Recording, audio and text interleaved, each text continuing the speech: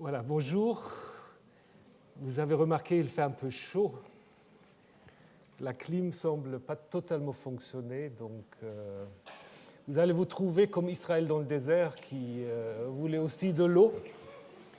Et c'est en partie le sujet que nous allons aborder aujourd'hui. Vous vous souvenez qu'on a déjà vu un texte où il y avait la question de la nourriture en Exode 16 avec la manne. Et avant la manne, il y avait déjà cette question des eaux amères à Mara. Et tout de suite après, on va de nouveau trouver un texte où il est question d'absence d'eau. Et dans une deuxième partie, où il est question de danger d'ennemi. Ça, nous n'avons pas encore vu. Donc, en fait, si nous repensons à notre texte d'Exode 16, on peut se rendre compte que ce texte qui parle de la manne, de la nourriture, il est en fait entouré de deux récits qui thématisent la manque d'eau, un manque d'eau potable. Et dans les deux textes aussi, Moïse est équipé par Yahvé pour avoir des capacités magiques. Ça, on ne le dit pas souvent, mais Moïse est aussi un magicien. Nous allons le voir aujourd'hui dans les deux parties. Moïse est aussi un magicien. Parce qu'on dit ça ne va pas avec le monothéisme d'avoir un Moïse magicien. Dans le texte biblique, ça va très bien. Alors, revenons d'abord à la première partie, je vais vite vous la traduire. Toute la communauté des fils d'Israël, quand vous entendez toute la communauté, vous savez déjà, c'est un texte un peu sacerdotal, parce qu'ils aiment bien cette expression. Toute la communauté des fils d'Israël décampa du désert de Sin, poursuivant ses étapes sur ordre de Yahvé. Ils campèrent à Rephidim, mais il n'y avait pas d'eau à boire pour le peuple. Le peuple querella Moïse et ils dirent « Donne ».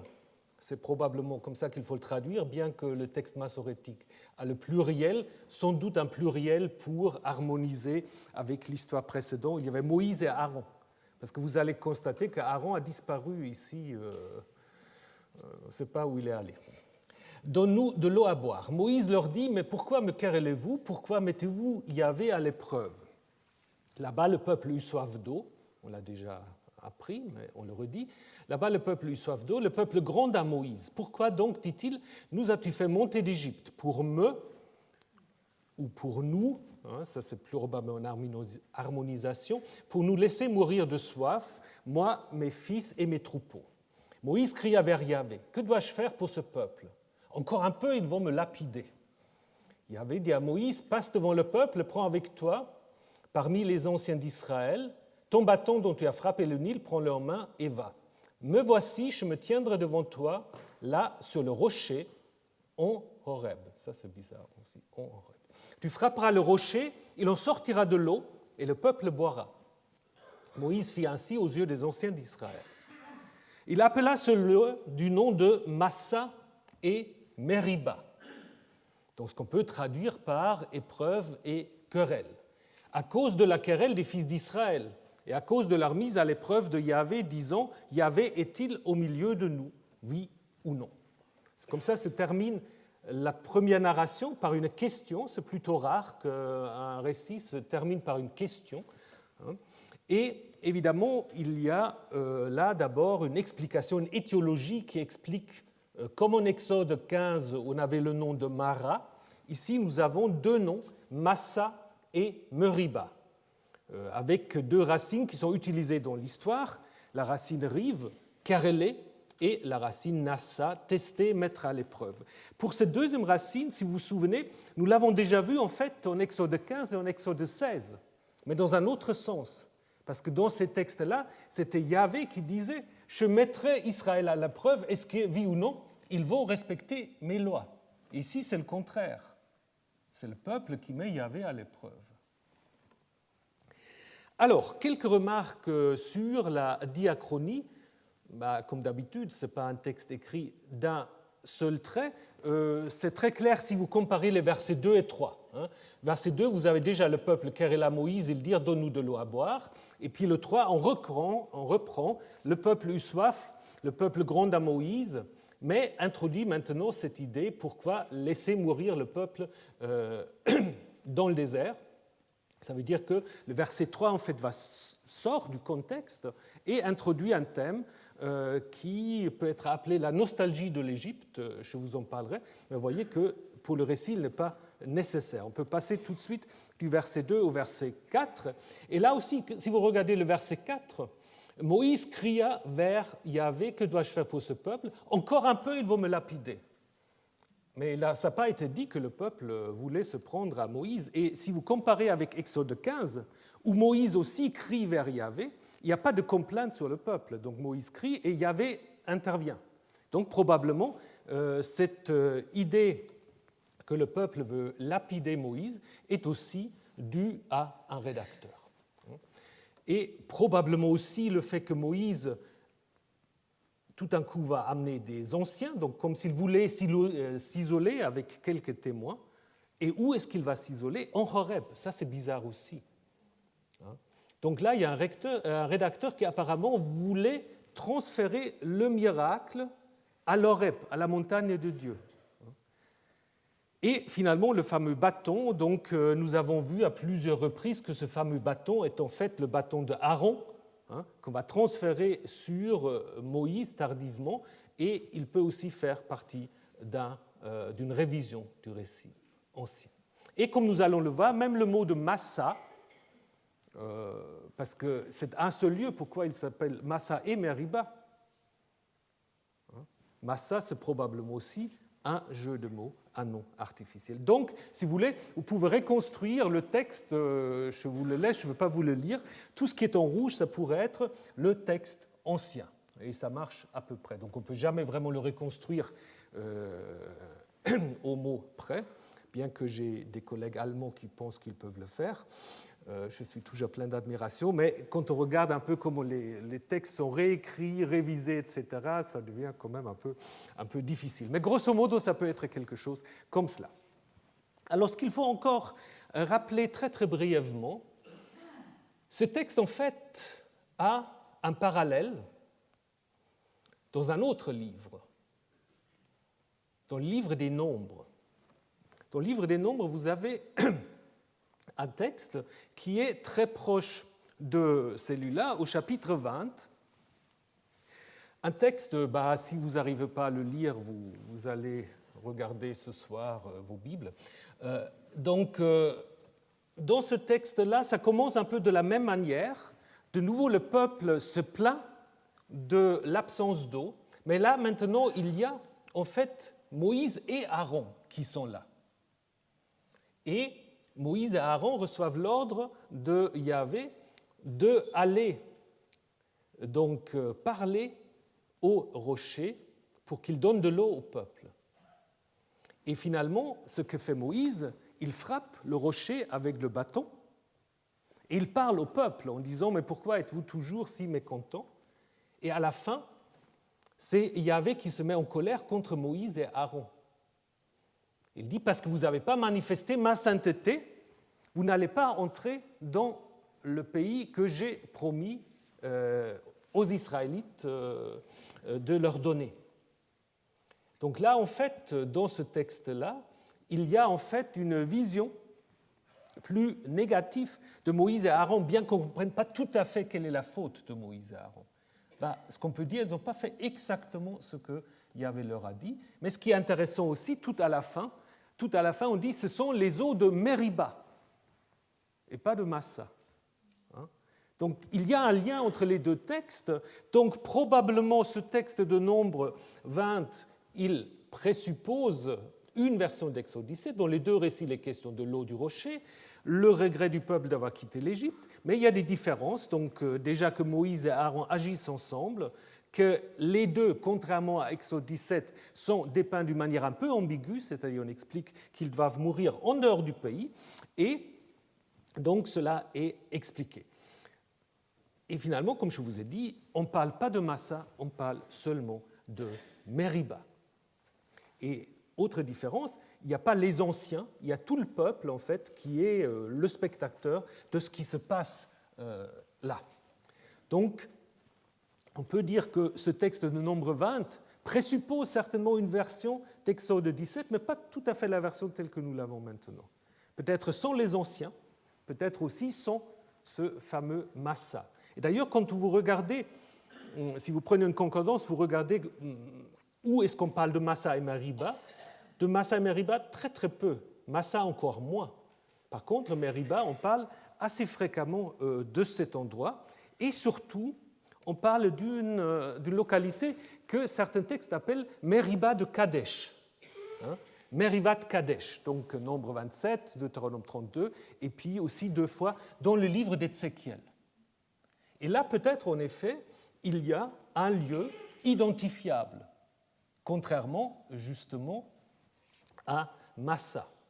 Puisque si Meriba de Kadesh se réfère au Kadesh qu'on connaît bien, qu'on peut identifier à l'oasis de En el-Kederat, on voit très bien que c'est un site qui est fortifié entre le Xe jusqu'au VIe siècle, à plusieurs étapes. Donc Meriba peut être en effet un lieu à proximité. Et c'est à partir de ce lieu-là qu'on a construit l'histoire, peut-être aussi en donnant au nom de Meriba une signification à l'aide de la racine rib, ce qui peut-être pas la signification originelle, et en ajoutant ensuite, en reprenant l'idée de la mise par épreuve, le nom de Massa, une sorte de dédoublement. Nous allons voir tout à l'heure un autre dédoublement qui concerne au chapitre 18 les fils de Moïse, qui se dédoublent aussi d'une certaine manière. Donc là, probablement, le noyau, c'est l'endroit appelé Meriba de Kadesh.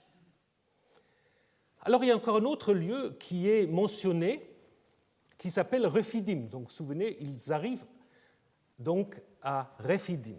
Alors Rephidim, de nouveau problème, très peu mentionné de nouveau, seulement chapitre 19 encore et nombre 33 dans les itinéraires.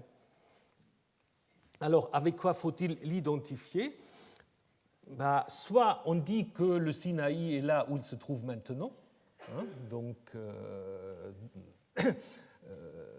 dans la péninsule de Sinaï, alors on va souvent l'identifier ici avec le Wadi Ferran ou le Wadi Rephaït, donc, qui est donc, au nord-ouest du Sinaï actuel.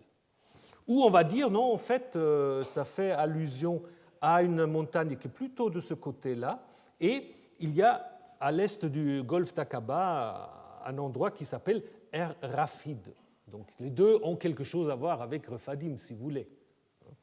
Il y a aussi dans les lettres de Lachish, mais là on est en Juda, dans les lettres de Lachish, il y a aussi un nom d'un lieu qui s'appelle Beth Harapid. Mais ça, certainement, ça n'a rien à voir avec le Rephidim. Donc de nouveau, il faut se poser la question, est-ce que nous avons affaire à une géographie réelle ou à une géographie mythologique? Parce que peut-être il s'agit simplement d'un jeu de mots comme Massa autour d'une racine qui veut dire supporter. Alors Rephidim, c'est les différents supports. Dieu supporte le peuple en leur donnant de l'eau. Et puis dans la deuxième histoire, avec les bras de Moïse qui vont tomber, là, quand il doit les lever, on va y arriver tout de suite, c'est Aaron et Hur aussi qui supportent le bras de Moïse. Donc Rephidim, c'est peut-être pas tellement un endroit qu'il faut chercher sur une carte, c'est peut-être simplement une idée pour caractériser l'intervention de Yahvé pour Israël. Et par rapport à cela, il y a en effet une remarque très très curieuse, voire même un peu scandaleuse dans ce texte. Parce qu'on va dire, lorsque Yahvé dit à Moïse ce qu'il doit faire, il va dire que je veux me tenir devant toi. Va vers le rocher, on revient sur le rocher tout de suite, et Yahvé se tient devant Moïse. Bon, si on le traduit comme ça, on ne voit pas tellement quel est le problème. Mais dans les langues sémitiques, se tenir devant quelqu'un, c'est un acte d'infériorité. Dans toute la Bible, on a seulement ce texte-là où on dit que Yahvé se tient devant quelqu'un. C'est toujours l'homme qui se tient devant Dieu ou devant le roi. Peut-être on a encore un cas en Genèse 18, 22, lorsque Yahvé discute avec Abraham sur le destin de Sodome et Gomorrhe. Alors pas dans le texte massorétique, là on dit Abraham se tient devant Yahvé, mais selon une tradition rabbinique, on aura ici, c'est ce qu'on appelle un des tikkuné sophérim.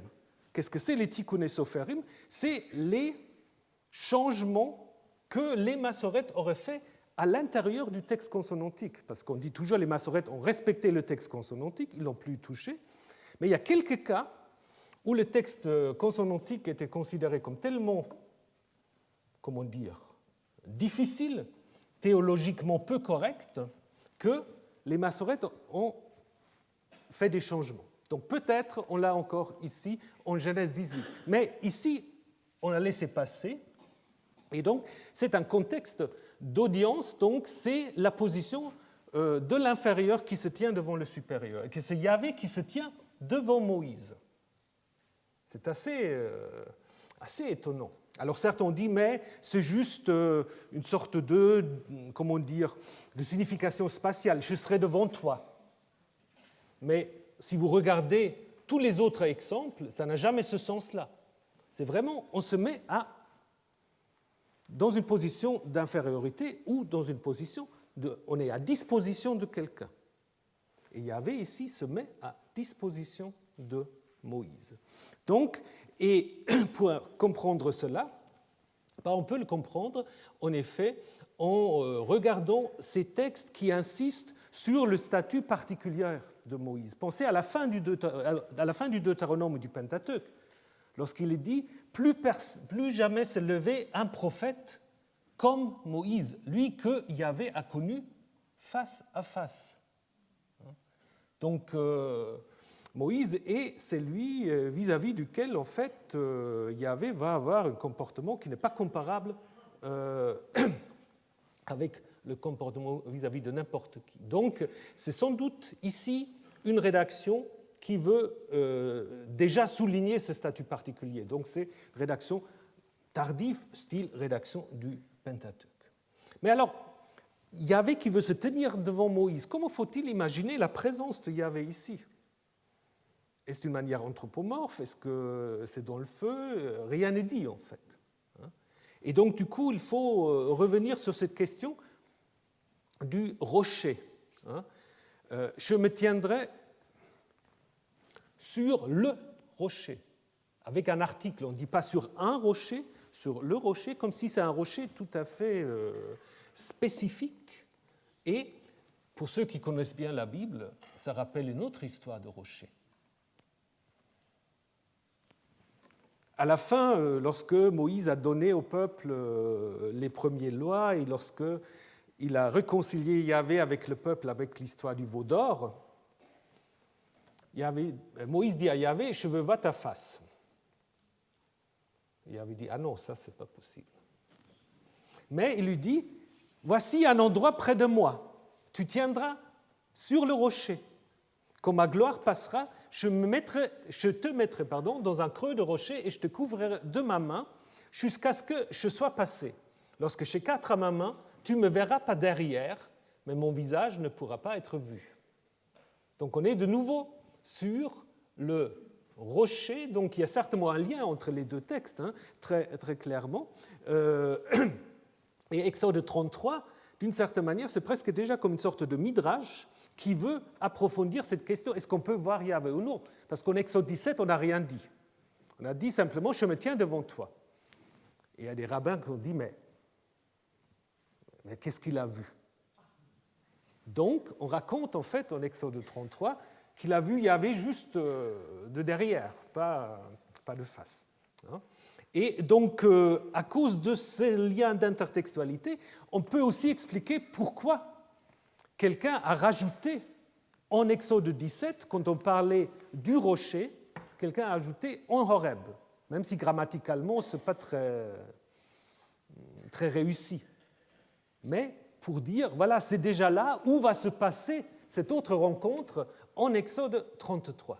Donc vous pouvez comparer les deux textes, et vous voyez, il y a une sorte de retournement, parce qu'en Exode 17, il y avait dit Amos, passe devant le peuple, en Exode 33, c'est moi, je vais passer. De même, moi, je me tiendrai devant toi, et en Exode 33, toi, tu te tiendras là. Comme si c'est aussi un peu une sorte de correction. Donc vous voyez comment le texte, en fait, laisse parfois des questions ouvertes, et qu'à l'intérieur même du corpus, d'autres rédacteurs vont essayer d'y répondre.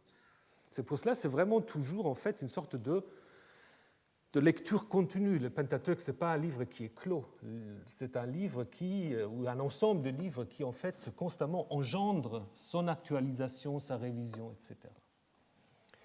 C'est là, en effet, on devrait insister beaucoup là-dessus par rapport à toutes sortes de courants obscurantistes et littéralistes qui refont jour. Il faut simplement comprendre déjà le texte biblique et on se rend compte que la lecture fondamentaliste est simplement impossible.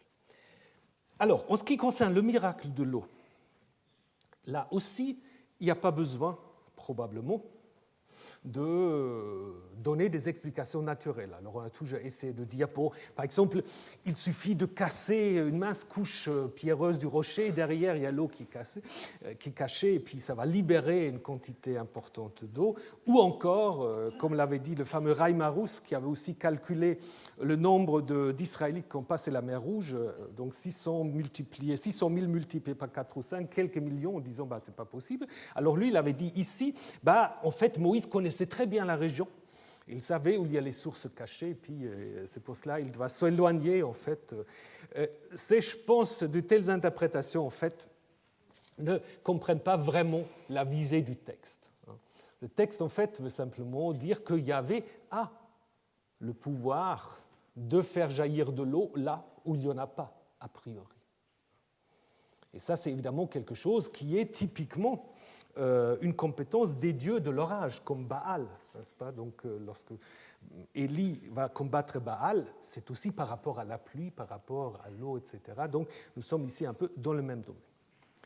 Et puis intervient cette question très bizarre, qui fait partie des révisions aussi de la narration, que Moïse ou Yahvé aurait fait sortir les Hébreux pour les faire mourir dans le désert. Ça, c'est comme une sorte de refrain qui commence en Exode 14 déjà, au moment même de la sortie, de la traversée de la mer. Et puis tout le temps, tu nous as amenés ici. Pourquoi tu nous as amenés ici? Pour nous laisser mourir de soif. Ça continue en nombre 16, en nombre 20 et encore en nombre 21. Toujours, pourquoi nous avez fait mourir, non, pas, pourquoi vous nous avez fait sortir d'Égypte pour que nous allons mourir dans le désert? C'est presque une sorte de cadre entre la sortie en Exode 14 jusqu'à la dernière complainte en nombre 21. Et ce qui est intéressant, si vous regardez, cette question qui est posée, cette question du pourquoi, elle ne reçoit jamais de réponse. Dieu ne répond pas, Moïse ne répond pas. Donc c'est un thème qu'on peut appeler la nostalgie d'Égypte. Nous l'avons vu un tout petit peu aussi déjà en Exode 16. Et qu'est-ce qu'il y a là derrière ce thème de la nostalgie d'Égypte? Donc je pense ce qui est derrière ce thème, c'est une situation de l'époque perse, durant laquelle en fait les gens de la diaspora avaient la possibilité de faire de nouveau une sorte d'exode, de quitter Babylone pour rentrer dans leur pays, ou pour quitter l'Égypte pour rentrer chez eux. Et nous savons également qu'il y avait très peu d'enthousiasme. Beaucoup de Judéens sont restés à Babylone, sont restés en Égypte ou ailleurs. Donc Néhémie avait toutes sortes de problèmes pour repeupler Jérusalem, par exemple. Et donc ce thème du pourquoi faut-il faire l'exode, peut-être ça reflète ce débat à l'intérieur de la diaspora qui se demande pourquoi faut-il quitter un pays où on est très bien. Donc, ce qu'on va dire de l'Égypte, on a suffisamment à manger, les marmites de viande dont on a déjà parlé en Exode 16. Peut-être, en effet, c'est ces questions-là qu'un rédacteur a intégrées dans le récit Alors Yahvé et Moïse vont se fâcher, mais ils ne vont jamais répondre à la question. Ils ne vont jamais penser à la question. Donc la question, elle reste ouverte, et je pense qu'elle est posée chaque fois au lecteur. Pourquoi ?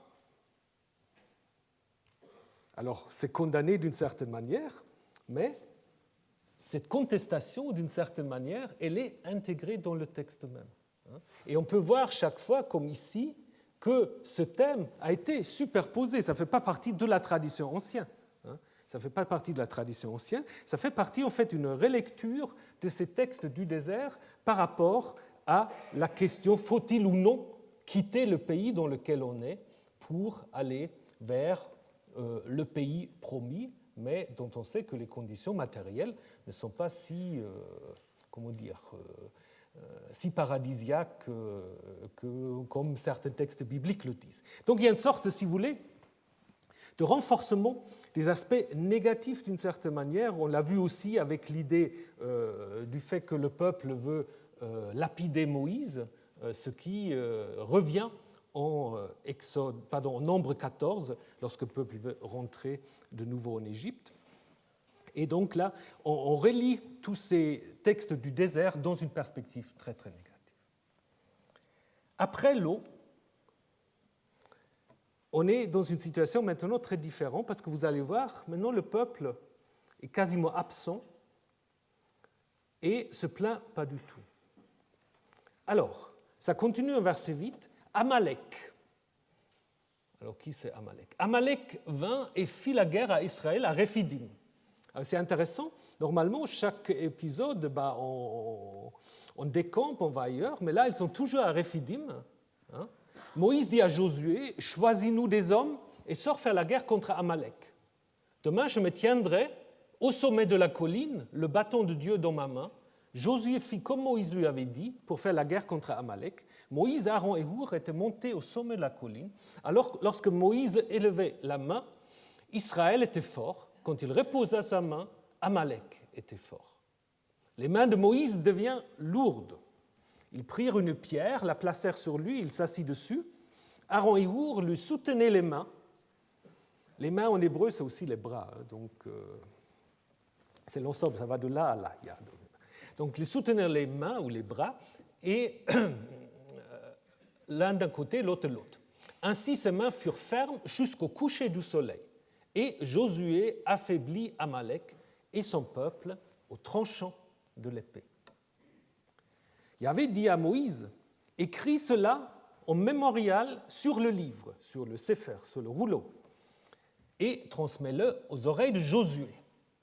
J'effacerai la mémoire d'Amalek, je l'effacerai dessous le ciel. » Moïse bâtit un autel, lui donna le nom de Yahvé mon étendard.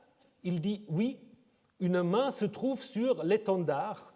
Donc probablement c'est comme ça qu'il faut lire ce terme aussi au verset 15. Bon, c'est un peu compliqué, je vous laisse lire pour ceux qui savent l'hébreu. Donc une main se trouve sur l'étendard de Yah. Donc il ne faut pas traduire une main se lever contre l'étendard de Yah. C'est une main est sur l'étendard de Yah. Vous allez voir ce que ça peut signifier. Guerre entre Yahvé et Amalek, de génération en génération. Bon, ce n'est pas un texte très pacifiste. Alors, maintenant, qu'est-ce qu'on observe ? On observe qu'il y a des nouveaux personnages qui sont introduits. Amalek, on reviendra, mais il y a Josué. Josué qui va être l'assistant, le serviteur de Moïse, dont on n'a jamais parlé jusqu'à maintenant. Durant toute l'histoire de la sortie d'Égypte, Josué n'a jamais été mentionné. Et Josué apparaît ici sans présentation aucune. Souvent, il est appelé Yehoshua bin Nun, fils de Nun. Ici, il est simplement Josué. En 24, il va être introduit comme Mesharet, comme assistant, comme serviteur de Moïse. Donc c'est un peu anticipé ici. Idem, un personnage du nom de Hour, qui apparaît encore une fois en Exode 24, ensemble avec Aaron, comme étant un peu ceux qui doivent remplacer Moïse lorsqu'il se trouve sur la montagne. Alors, dans d'autres textes, il y a Hour qui est le grand prêtre de Bézalel, qui est un des ouvriers du sanctuaire. Alors, est-ce que c'est le même ou non? Difficile à voir. Il apparaît aussi dans les textes des chroniques, mais de toute manière, c'est un contexte sacerdotal. Donc, il a un lien avec Aaron, ce Hur. Et si c'est le même, il est justement aussi le grand-père d'un des constructeurs du sanctuaire. Ce qui est intéressant encore, c'est que le nom peut être d'origine égyptienne. Il est attesté aussi dans les textes de la communauté juive judéenne d'Éléphantine, et le nom signifie peut-être appartenant à Horus. Peut-être. Alors à ce moment-là, c'est intéressant parce qu'Aaron, souvent aussi, on suspecte un nom égyptien. Aaron, qui veut dire le nom du Dieu est grand, ça veut dire ce couple de prêtres ici aurait une sorte pas d'origine, mais les deux portent des noms égyptiens. C'est les deux ici qui soutiennent en fait Moïse. Et puis évidemment, le troisième dont on n'a jamais parlé jusqu'à maintenant, c'est Amalek. Tout d'un coup, le texte commence sans présenter. Elle dit « Amalek vient faire la guerre ». Alors, qui c'est Amalek? Là, si vous cherchez un sujet de thèse, il y a quoi faire. Parce que jusqu'à maintenant, ni la signification, ni le nom même sont vraiment clairement expliqués, explicables. En Genèse 36, on le met dans la descendance de Ésaü. Donc il a même un vague lien de parenté avec Israël, puisqu'il est un des descendants d'Ésaü. Est-ce une tribu historique? Alors certains disent que c'est une pure invention, parce qu'on n'a pas d'attestation de ce nom en dehors de la Bible. Amalek, on ne le trouve que dans les textes bibliques.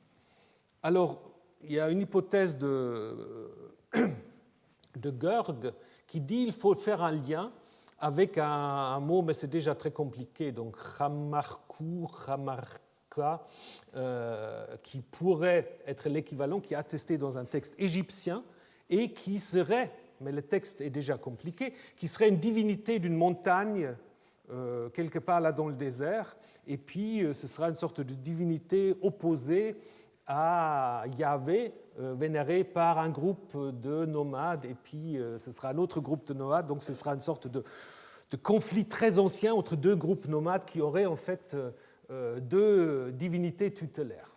Alors, pourquoi pas, mais c'est très très spéculatif, parce que déjà le texte égyptien, je pense, il est un peu trop interprété, surinterprété. Mais en même temps, il me semble que l'idée d'une pure invention n'est pas très satisfaisante. Déjà, le nom ne l'explique pas, parce que les noms inventés comme Massa, on sait très bien ce qu'ils veulent dire et pourquoi on les invente. Alors, Amalek, c'est pas. Et en même temps aussi, quand on parle d'Amalek dans la Bible, c'est jamais très clair. Dans certains textes, voilà, on dit que c'est des descendants des Édomites, d'autres disent que c'est les Madianites. Après, on a l'impression qu'ils viennent plutôt du nord, donc cette hésitation semble quand même plutôt signaler qu'il y a quand même une certaine mémoire par rapport à ce groupe Amalek. Mais voilà, si on peut trouver d'autres renseignements, ce serait très très bien. Donc apparemment, quand on regarde un peu les textes, il semble être localisé au sud-est du Negev, surtout aussi si Kadesh se trouve un peu dans ces zones-là. Et ce qui est clair, par contre, c'est que dans ce texte-là, jusqu'à maintenant, il y a eu des confrontations avec l'Égypte, bien sûr. On ne peut pas encore dire que c'est une vraie guerre. Là, pour la première fois, nous avons une sorte d'anticipation d'un thème qui va être très, très important dans la suite, à partir en fait de la conquête.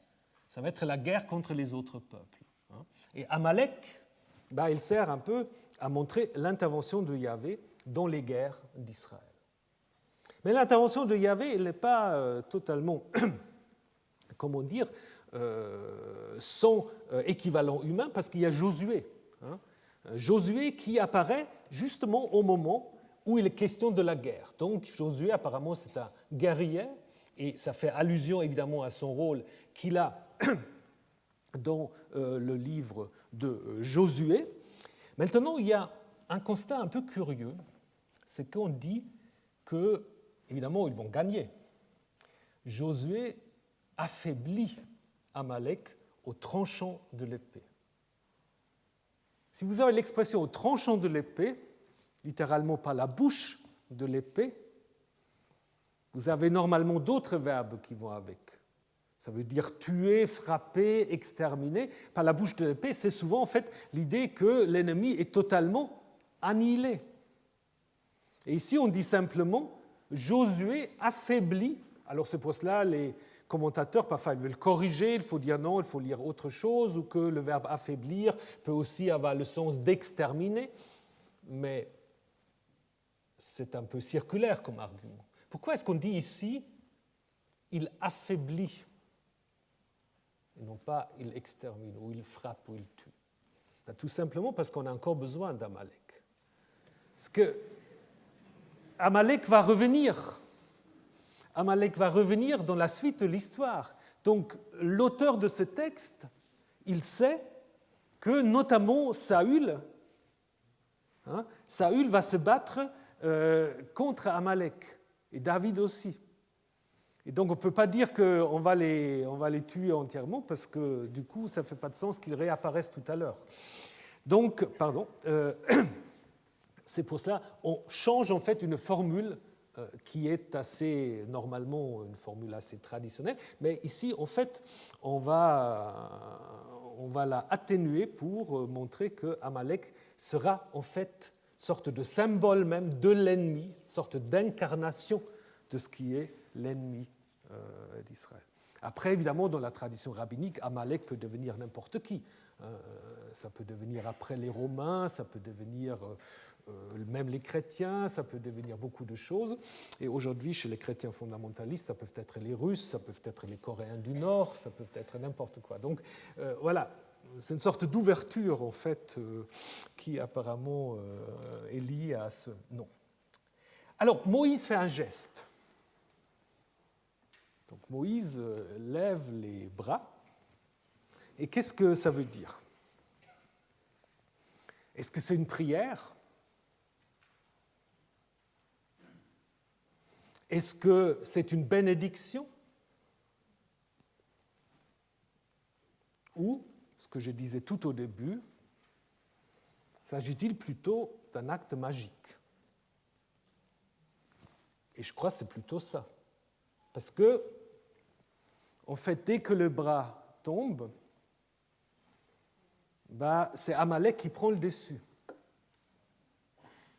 Donc il y a quand même une question un peu chamanique là, ou je ne sais pas comment dire, ou magique. Donc c'est pour cela qu'il faut lui soutenir les bras pour que la victoire peut en effet être remportée. Donc on a souvent une sorte de lecture négative de tout ce qui est magie, mais dans ces traditions-là, ça ne pose pas de problème. Ça pose pas de problème. Ça peut tout à fait se combiner avec un discours sur l'intervention salutaire de Yahvé. Mais donc Moïse fait le sien. Et Moïse est un magicien. Alors d'où ça vient cette idée de lever le bras? C'est peut-être lié à l'Égypte. Peut-être. C'est une théorie qui vient surtout de Otmar Kehl. Vous avez par exemple ici une stèle où on voit le pharaon ici, le pharaon qui abat son ennemi, et en bas, vous avez un personnage avec les mains levées. Je ne sais pas si vous voyez suffisamment bien. Donc là, il y a les deux qui sont combinés, mais là, c'est peut-être quand même disons, Kehl qui a émis l'hypothèse, il dit, bon, si c'est ça, l'auteur biblique a mal compris la stèle, parce qu'en fait, c'est lui qui a les mains comme ça, c'est celui qui a financé la stèle. Donc vous savez, c'est comme on fait aussi dans les peintures où les évêques, etc., se mettent devant la croix, etc. Ici, on se met devant le pharaon, simplement, dans une geste d'adoration ou de remerciement. Donc, ce n'est pas tout à fait la même chose que ce que nous avons, en fait, en Exode 17. Alors, si on veut chercher des parallèles, il y a plutôt ça.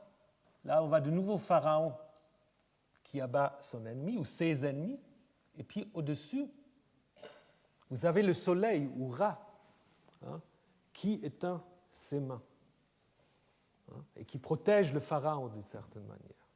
Et là, il y a peut-être quelque chose comme cela qui est derrière l'idée. Donc, le fait que Moïse symbolise l'intervention divine, hein, l'intervention divine, que les mains de Moïse, d'une certaine manière, sont les mains de Dieu. Et puis, on a des représentations aussi en Palestine. À Khirbet el-Kom, on a cette inscription très connue parce qu'on parle de Yahvé de Asherah, qui est devant un tombeau, et il y a cette main. Alors, il y a deux possibilités d'interprétation. Soit c'est une sorte de main de Fatima, c'est-à-dire qui repousse les forces malfaisantes, ou, comme ça a été aussi suggéré, c'est la main de Yahvé qui protège justement celui qui est enterré. Et on a quelque chose de similaire, mais beaucoup plus ancien, au deuxième millénaire, dans le sanctuaire de Chazor, où il y a aussi deux mains, où les gens discutent aussi de savoir est-ce que c'est les mains de celui qui prie ou est-ce que c'est les mains du Dieu qui protège, en fait. Vous avez les deux possibilités. Mais ce qui est assez clair dans le récit, c'est que les mains de Moïse deviennent en quelque sorte les mains de Dieu, puisque à la fin, il est dit, oui, une main se trouve sur l'étendard de Yahvé. Ya, forme courte, comme nous avons vu aussi au moment du cantique de Moïse et de Myriam. Donc, ça veut dire probablement, derrière, se trouve l'idée qu'il y a une sorte d'étendard qui peut être un peu comme, bon, ça c'est une stèle, mais quelque chose d'un peu de comparable, hein, qui représente en fait la main ou les mains divines qui, en fait, assurent la protection du groupe qui se rassemble autour de cet étendard. Et en effet, qu'est-ce que Moïse va faire? Moïse va construire un autel. Curieux, parce que normalement l'autel sera construit bien plus tard. Mais il construit un autel un peu comme les patriarches. Souvenez-vous, Abraham et Jacob, ils construisent tout le temps des autels, mais ils n'y sacrifient jamais. Comme je vous ai déjà dit, c'est des autels protestants, en fait, ça ne sert pas à grand-chose. C'est simplement une sorte de place symbolique, d'une certaine manière. Et c'est un peu la même chose. Donc Moïse construit un autel, ici, non pas pour sacrifier, mais pour invoquer Dieu. Un peu comme Abraham, comme Jacob. Et il va invoquer Dieu en disant « Yahvé, mon étendard ». Yahvé est mon étendard. Un peu comme dans les psaumes « Yahvé, mon bouclier » ou « Yahvé, ma forteresse ». Donc une connotation un peu militaire. Et aussi cette conclusion, guerre entre Yahvé et Amalek de génération en génération. Et ça, évidemment, ça prépare la suite. Par contre, ce que vient de manière tout à fait inattendue, c'est quoi? C'est la naissance du livre. Ici, nous avons la naissance du livre. Ce qu'il est dit, écrit cela en mémoire, en mémorial, sur le livre, Sefer, rouleau, et transmets-le aux oreilles de Josué. J'effacerai la mémoire d'Amalek, je l'effacerai de sous le ciel. Donc c'est pour la première fois que Moïse reçoit l'ordre d'écrire. Donc on présuppose qu'il sait écrire. Ça ne va pas de soi. Et ce qui est d'ailleurs intéressant dans les récits bibliques, si vous regardez les récits des origines, on va nous expliquer toutes sortes d'acquis culturels, la musique, la technologie, la différence des langues, mais on n'a rien sur l'écriture. Mais apparemment, donc, ça va de soi, Moïse sait écrire, et il doit écrire en fait quoi? Ce qui se passait sans doute. Et après, ça revient en Exode 24, où Moïse doit écrire justement toutes les lois qu'il a données au peuple. Et ici, ça comment dire, ça anticipe ce qui va devenir une tâche très importante dans le livre du Deutéronome. En même temps, quand on regarde qui est celui pour lequel il faut écrire ce secher, ce souvenir, c'est qui? C'est Josué. Et pourquoi Josué? Parce que Josué va être le premier lecteur du livre de Moïse. Parce qu'en Josué 1, lorsque Moïse est mort, Yahvé va lui dire « Tu feras tout selon la Torah de Moïse. Et cette Torah de Moïse ne s'éloignera pas de ta bouche, tu en réfléchiras, tu en méditeras jour et nuit. » Donc en fait, c'est pour cela peut-être aussi que Josué apparaît ici pour la première fois, parce qu'au moment de la naissance du livre, il faut donner aussi naissance au lecteur. Parce qu'un livre sans lecteur, ça ne sert pas à grand-chose. Et dans le contexte du Pentateuque, évidemment, ce Sefer prépare ce qu'on va trouver de nouveau dans le livre, en Deutéronome 25, où il est de nouveau question de Amalek. Souviens-toi ce qu'Amalek a fait en chemin lorsque vous êtes sortis d'Égypte. Alors quand Yahvé, ton Dieu, te donnera le repos face à tous tes ennemis, tu effaceras dessous le ciel la mémoire d'Amalek, tu n'oublieras pas. Donc c'est comme si ça se présente un peu comme une citation de ce que Moïse était censé décrire en Exode 17. En même temps, il y a des différences, parce qu'en Deutéronome 25, la guerre est l'affaire maintenant d'Israël, alors qu'en Exode 17, on avait dit guerre entre Yahvé et Amalek pour toujours. Donc ça veut dire aussi, et on donne des raisons, alors pourquoi il faut effacer, parce qu'Amalek se comportait mal, etc., ce qui n'était pas non plus explicité en Exode 17. On donne des raisons, parce que vous étiez fatigués, et puis ils ne craignaient pas Dieu, et tout cela. Donc tout ça est absent d'Exode 17. Donc ce qui veut dire aussi que la naissance du livre implique d'emblée aussi une réécriture ou une interprétation de ce qu'on met par écrit. Si vous lisez Exode 17 et Deutéronome 25 dans le contexte du Pentateuque, alors vous vous rendez compte, en fait, quelle est la fonction du livre. Ce n'est pas simplement de mettre les choses comme ils se sont passées, mais de donner à ces événements une interprétation, un sens. Et évidemment, ce thème d'Amalek, comme je vous l'ai dit, il va continuer. Donc, en fait, l'auteur d'Exode 17, il ne pense pas simplement au Pentateuque, il pense aussi à ce qu'on appelle les prophètes antérieurs, donc à l'ensemble, en fait, des livres qui vont de Josué à Roi, parce qu'Amalek, ça va être un thème important. Saül va se battre contre Amalek, et Yahvé qui va lui dire « tu vas exterminer Amalek », Saül ne va pas le faire.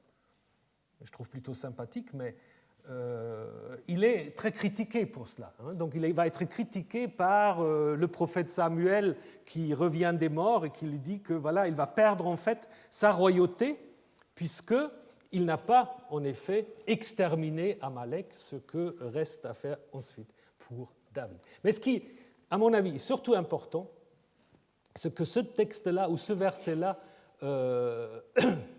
montre en fait que le livre et son premier lecteur ont une origine en commun. Ça, c'est, je crois, l'idée en fait de ce texte, donc qui prépare en fait ce qui va être dit au début du livre de Josué.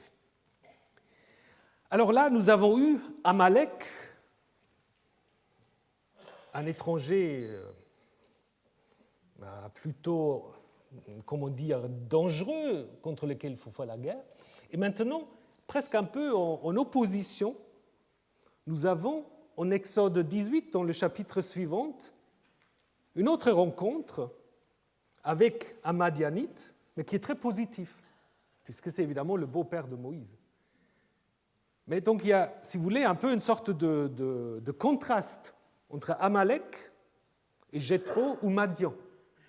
Et c'est un texte aussi qui est quand même assez curieux. On apprend plein de choses qu'on ignorait et qui posent un certain nombre de problèmes. Alors, je vous les présente. Jéthro, prêtre de Madian, beau-père de Moïse, étendit tout ce que Dieu avait fait pour Moïse, la Septante Yahvé, ou Seigneur, avait fait pour Moïse et pour Israël son peuple. En effet, Yahvé avait fait sortir d'Israël d'Égypte.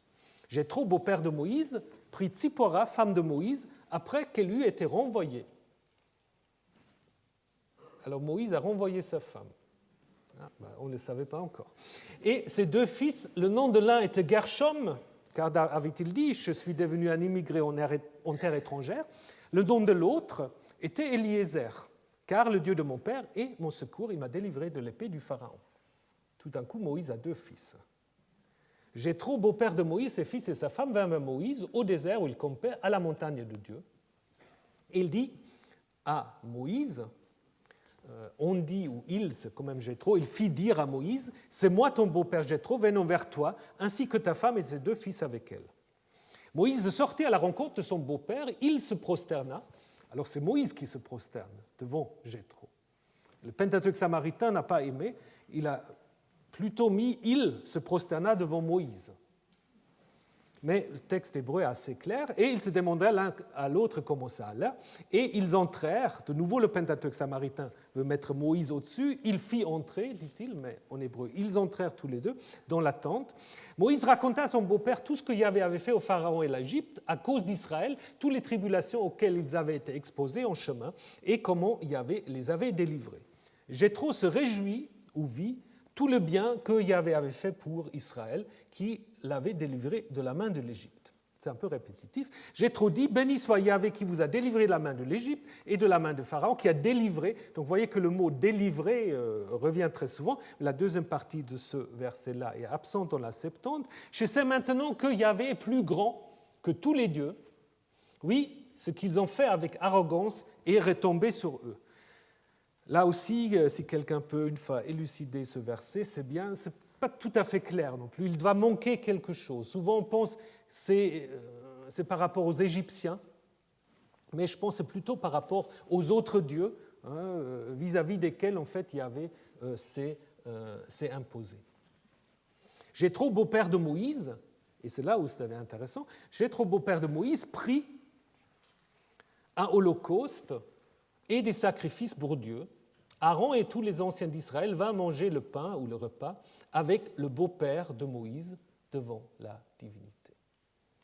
Donc c'est apparemment Jéthro qui fait un sacrifice. Et après, deuxième partie qui nous intéressera un peu moins, après Jéthro va en fait organiser le système juridique en disant à Moïse comment il va se faire aider par toutes sortes de juges. Et finalement, 27, Moïse laissa partir son beau-père et celui-ci s'en alla dans son pays.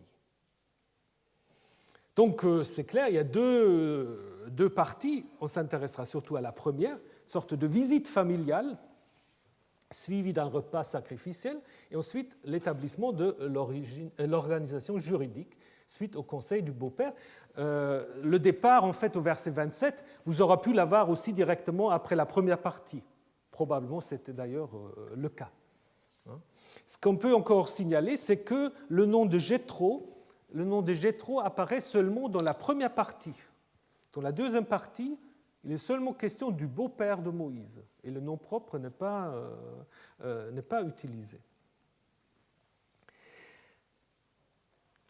Alors, autre chose encore, que l'histoire de l'installation de ce système juridique a un parallèle au début du livre du Deutéronome, mais là, le beau-père ou Jéthro n'apparaît pas du tout. Ça, c'est seulement l'initiative de Moïse. Donc pourquoi est-ce qu'il y a eu ce changement ? On dira quelques mots là-dessus.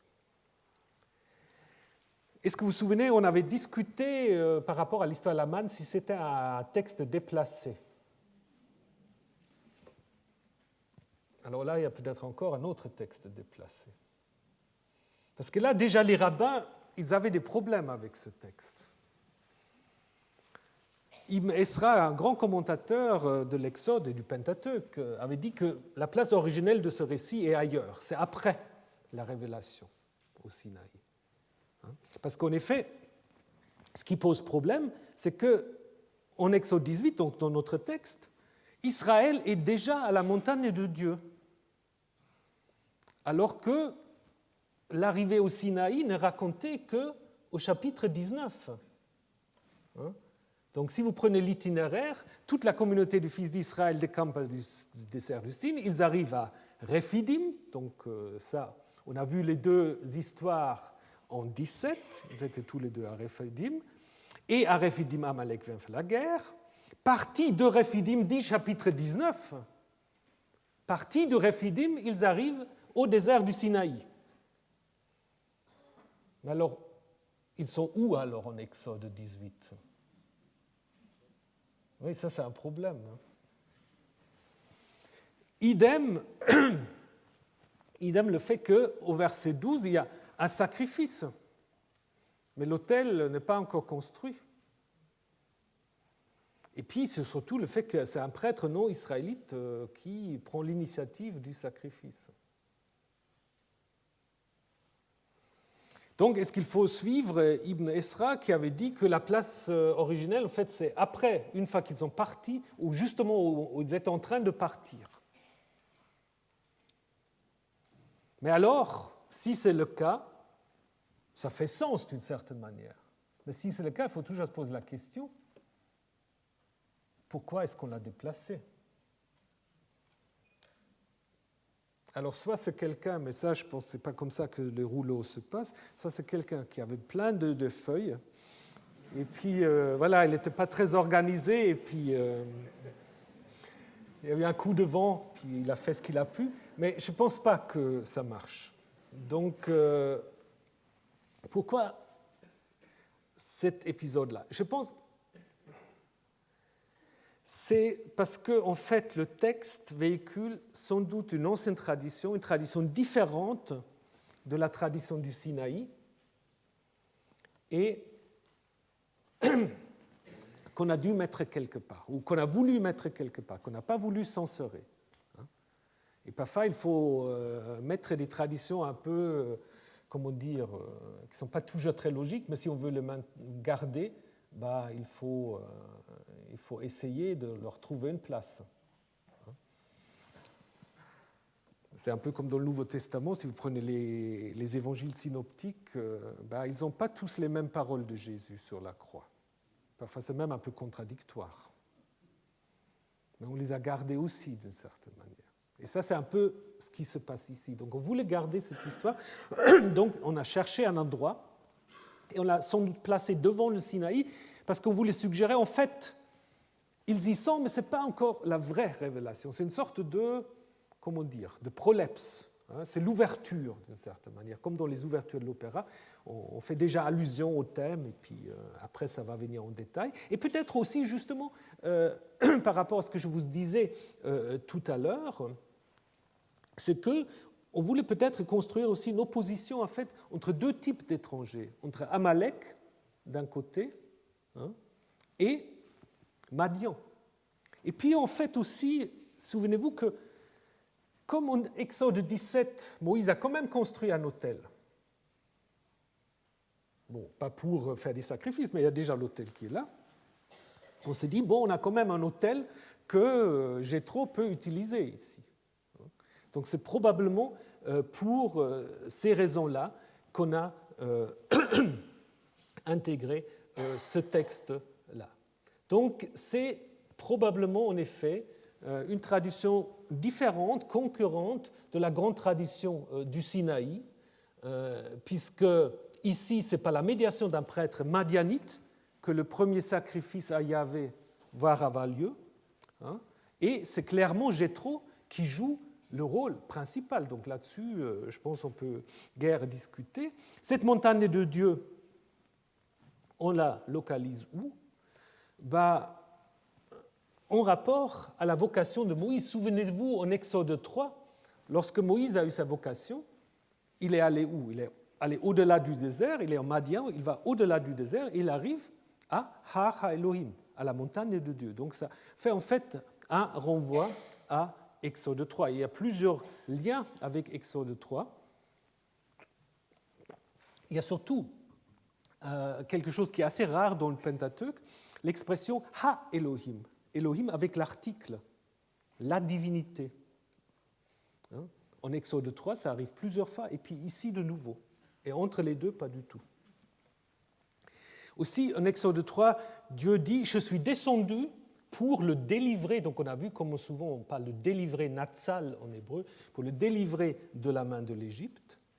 Et Jéthro va dire qu'il avait délivré, donc Yahvé, de la main de l'Égypte, donc avec la même racine. Donc, c'est certainement un texte qui fait allusion à Exode 3, mais pour Exode 3, nous avons vu aussi, c'est sans doute un texte récent, mais quand même un texte qui garde un souvenir plus ancien du fait que Yahvé s'est révélé en territoire madianite. Et donc, du coup, on peut se poser la question, si le noyau d'Exode 18 ne conserve pas cette tradition ancienne, selon laquelle Moïse, en fait, après avoir échappé à l'Égypte, va mener le peuple exactement au même endroit où il avait eu sa vocation en Exode 3. Ce n'est pas le Sinaï, c'est simplement Hara Elohim. Et donc, les rédacteurs ne voulaient pas taire cela, montagne qui est adjacente au territoire madianite, et donc il n'est pas étonnant que le beau-père, qui est d'ailleurs un prêtre, vienne lui rendre visite à cet endroit-là. Il n'est pas non plus étonnant que Jéthro connaît le nom de Yahvé, parce que si vous lisez le texte, Moïse ne lui dit jamais qui est Yahvé. Jéthro sait qui est Yahvé. Et c'est pour cela qu'il va lui offrir un sacrifice.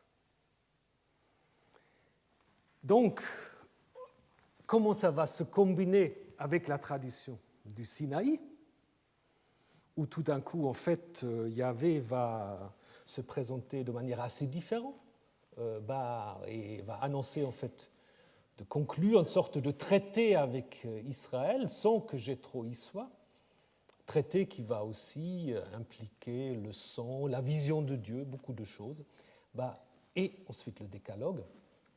Tout cela, nous allons le voir la semaine prochaine. Et je vous souhaite une bonne semaine.